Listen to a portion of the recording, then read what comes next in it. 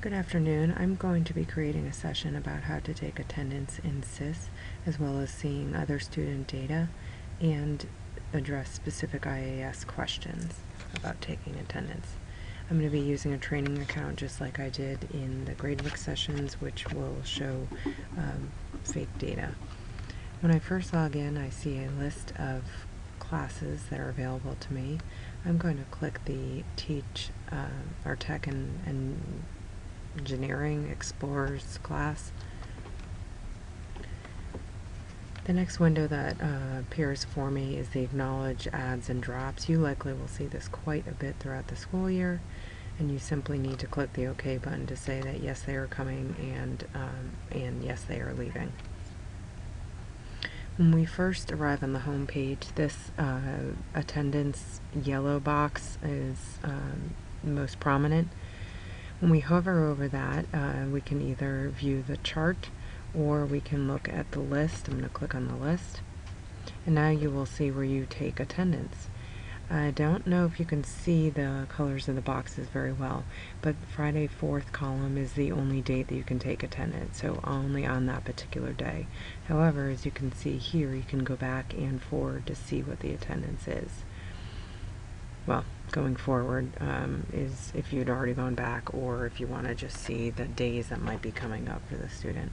We will only be doing daily attendance in IAS, so even at our sites that are concurrent sites and have period attendance, we will only be doing daily attendance. Linda has been working very hard with IT to create sections that are called homeroom and that do not have grading attached.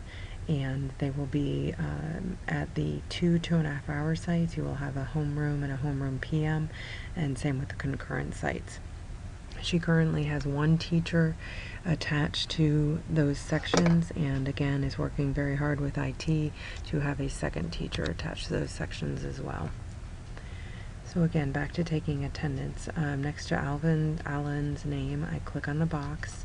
My first option is unverified, so what that means to you is the student is not present. If I click on it again, it is an unexcused tardy. If I click on it again, it's an excused tardy. And when I click it again and there's nothing in the box, that means they are present. If you have made this an unverified, that means the student is not present that day, and Nikki is the only one that can change that to a verified absence or leave it as an unverified absence. So when she arrives at work, she checks her attendance line and she makes any changes. Again, she's the only one that can do that. So you simply check in the box or click on the box until you get the attendance that you want, and then you can say save and return. And you can do that all day long as necessary, and then after the school day is complete, Nikki is the only one that can make those changes. And she requests that attendance is completed by 1 o'clock. As we get going in the school year, if that needs to be a conversation to have it modified, then of course we can have that conversation. I'm going to hover to the left here, and you can see that this is for charts. You can add a grid, and you can also add a freeform, and this might be a little more applicable to base schools with large classes and a little more traditional seating and students not moving around as much. So I'm not going to spend too much time on it, but I want you to at least see what it is capable of. So it defaults to this row look of 6 students and the front of the room, and for some people who are very visual and they see the front of the room at the top of the page, then that works, but you also can change it and move it around. So I'm going to click the edit button and show you how you can modify these charts. So down on the bottom right, you can change the front of the classroom.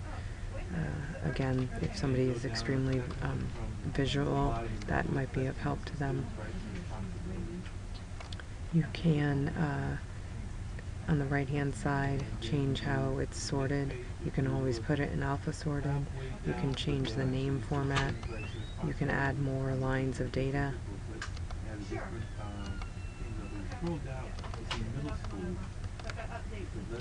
And you can always change the size of the boxes with the names in it. And then at the bottom you have unassigned students. So as soon as a student is added into your class, you can have fill random, fill alpha.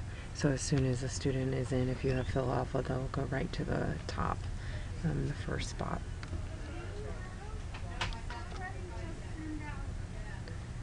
Okay, so what you can see is some students, I'm going to go ahead and show you what some of these icons are.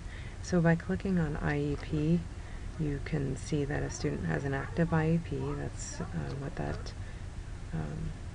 icon means, and I will show you where you can go to see the actual IEP.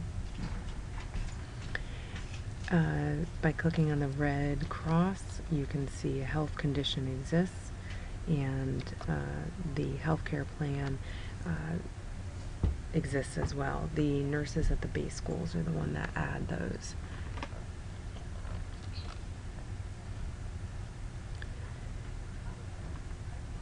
At the top, if you hover over home, you can also change classes from here. So you could go back to seating chart, you can change the class, you could go to the current class.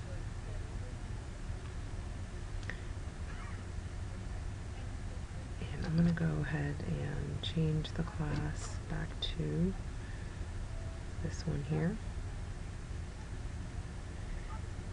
I am going to show you what it looks like when you click on a box with the student's name.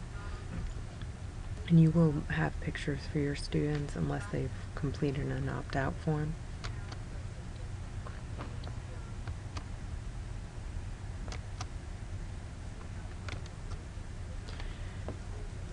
Okay, by clicking on the box with the student's name, you now have a new window, and there are 6 pieces of information you can look here. So we're going to work through these. By clicking on student, you have a new window that opens that has demographic information about the student, parent, guardian, emergency, and so on. So if you're curious about custody, or you're curious about who has access to certain information, that would be a place you can see it. The period attendance does not apply to us because we have daily attendance. By clicking on health, this is where you can see information if there is a health condition. Student view. If you recall in the gradebook trainings, I was telling you that there is no actual student view. By clicking on this, what you're actually seeing is what the parents see. And at the top, it even says parent view. So the only additional information that parents see that is not visible to you as the teacher is discipline. But other than that, you can see everything that they see. And there's going to be a lot of you have no messages. This calendar, the information that gets populated in this calendar comes from the gradebook. So when you enter an assignment, unless you say don't show in parent portal, it appears on here. Attendance is here as well. Class schedule, so these are all the classes that the student is enrolled in, along with the teacher. Course history, gradebook.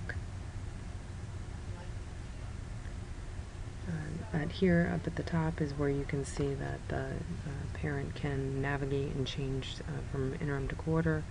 You can see across the row here all the way down to grades on the right hand side. Again, health condition report card is a separate tab, and you can change up here again.